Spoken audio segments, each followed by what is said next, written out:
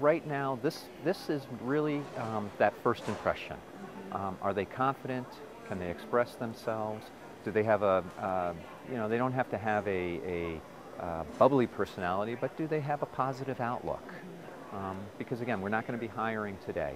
We'll still be looking for that fit, but you kind of get an idea of what you're looking for in those first few minutes. I think it's important for them to know something about us when they come, because we want to make sure that they're interviewing for something that they are truly connected to, that they understand that Fridley Public Schools has a certain offering to its community and to its families, and that we're looking for people who can help support that. Somebody who will kind of elaborate on their response, not over elaborate, but will elaborate, not just give me a quick brief response to my question, but go a little bit in depth, talk about their experiences.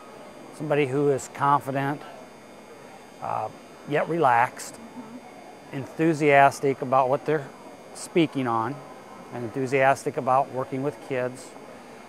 And those are kind of the things that I really look for. Being honest about who they are. Actually, it's important that a person knows who they are and what they want to accomplish. And for us, we tell them exactly what's going to be expected, what the challenges are, and at that point, people are honest and say, I'm afraid of this, I'm concerned about that, I think I'm very confident in this. I think they have the best opportunity for being hired because ultimately what we want is a really good fit between employer and employee.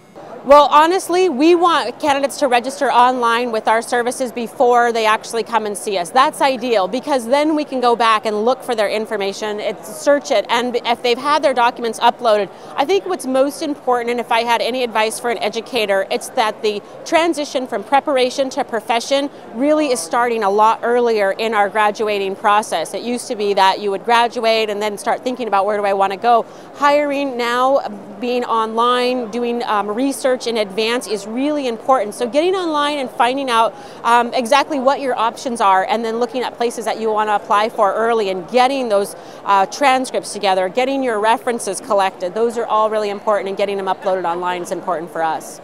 Do your background on the school district that you're actually applying to. I understand that there are a lot of school districts here, but if you're making a serious consideration of a particular school district, make certain that you understand what the state curriculum is, and also do your background on that particular school district, because there are going to be some, in the interview process, there will be some questions to find out if you are serious about that particular school district, and we're going to ask specific questions about our school districts to see if you're just there to take up time, or if you're there to actually get a position where you know where you're going.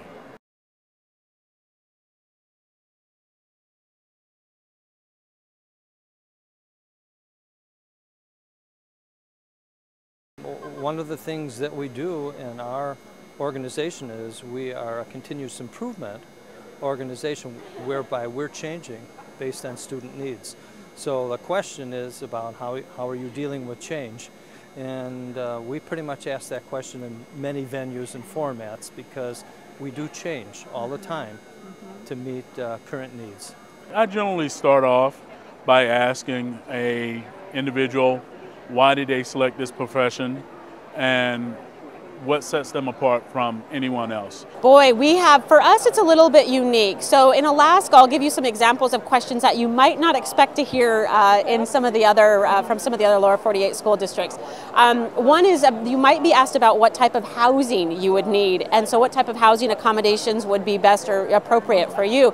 And in some cases, the reason districts are asking that is because in our rural communities, we have a small population and housing is limited, and often housing is owned by the district, so we have district-owned housing. And so if you have a family, we need to know, do you need 2 bedrooms or 3 bedrooms or 4 bedrooms? And in some cases, our housing is so limited, we do ask that, are you willing to share housing with another teacher? So it's a little bit different, and it's not for the faint of heart. You have to be adventurous, but if you get asked that question, don't be taken back by it. So we're a little bit different in Alaska, and some new opportunities.